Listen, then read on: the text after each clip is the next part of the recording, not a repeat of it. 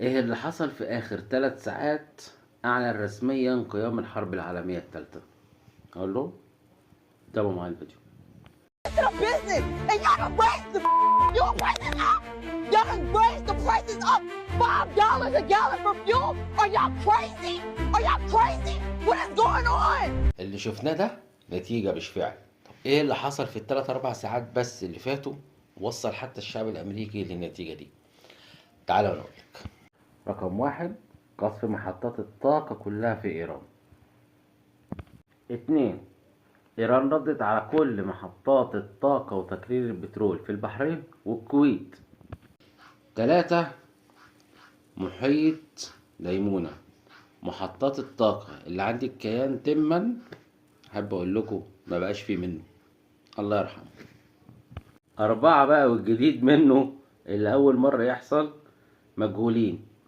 مصفات النفط اللي في تكساس اتضربت، ودي لأول مرة في تاريخ اتضربت، أول مرة تحصل في التاريخ في أمريكا بقى. الضرب بقى على أرض أمريكية مثلا والله.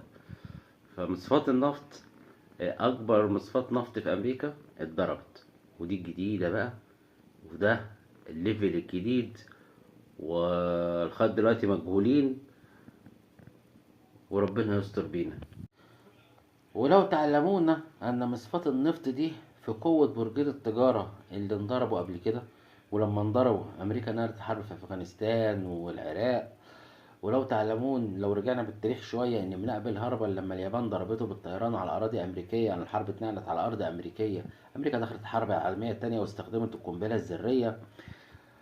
فنقل المعركة على الأراضي الأمريكية إعلان رسمي أو استفزاز رسمي لدخول أمريكا الحرب العالمية الثالثة، وإباحة استخدام كل الأسلحة اللي ممكن تستخدم. أسأل الله أن يخلف الظنون، أسأل الله أن يخلف الظنون ويلطف بينا ويهدي الدنيا. مش عارف أقول لكم نهاركم سعيد، بس أقول إن شاء الله ربنا يلطف بنهاركم وبأيامنا اللي جاية إن شاء الله.